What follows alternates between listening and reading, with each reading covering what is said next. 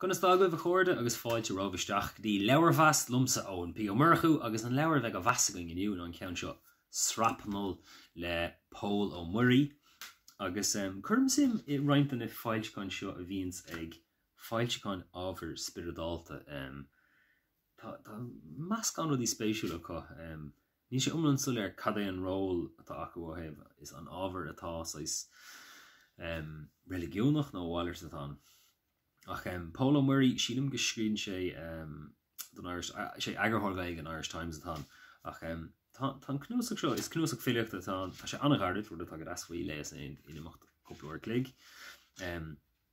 agus tá cúpar rud an cad é rud spéisiúla faoi tá Sreat a gánta I nnéire an leabhar agus is siad a spéisiúla agus tugtar an grá toscánach orthú agus tá uno due súscaidí dietchano bheith níl sam cad sin ní ag ba dáil sé an a dunar fad ach sin é beidir rud is spéisiúla faoin gnósach go bhfuinasach tá na dáanta grá seo agus bhráileat go siad fíor agus tá sé anna hamal inis ó léas iad seo ach tá rudí hard of a pásanta bhí cadrah le ban idálachas stáilm ach le mé ceann acu tá marc fá go mar lena seo beidir go cúis go sé sin déanta gom sete ní Dante mise agus ní Beatrice hosa thug mé féin cnósach filiachta dit agus hínigé con amore am I allowed to write that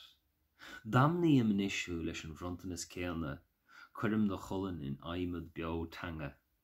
seo eilecha in Abertí atá a leabhart ó aimse rómhánach ní higann tá sa cuacht na bhocail seo ach tuigeann mór an eile iad tuigeann siad an masla tuigeann siad go mairigh tú faoi smáil go deo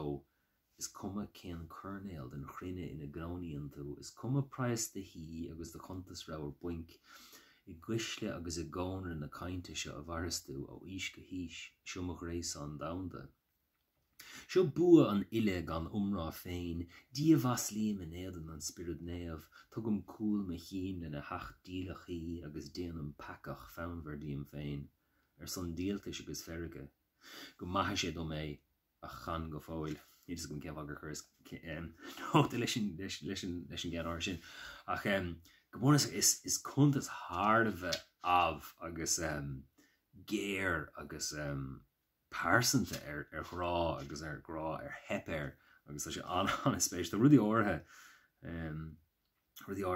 tá an cuid sin anhha na dáanta eile níras cá tucha sin le cin seo spéisiúil ach go bhfunas yes an grán ar fíoríoch nó bhíon an file nó an charachtar san na dáanta seo inráil duine agus ní rair leis an rá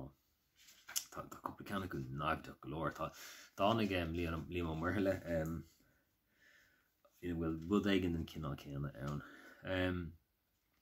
Maint na dáanta eile Srapnal féin, is ban an beagán den ólaíocht dúlacht bheits na dáanta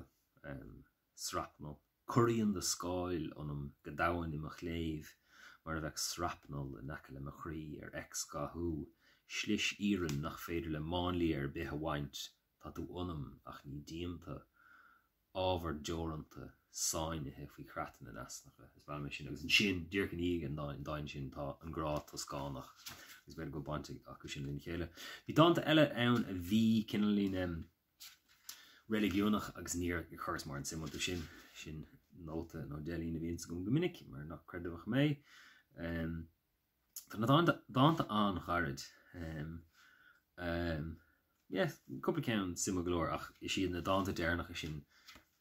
roiarc ar grá agus is stacha saolrá den eile ba seo. Sin é Leabhar-mheas an seachtain seo Srapnal na Pól ó Muirí, slán tamí na chóirde.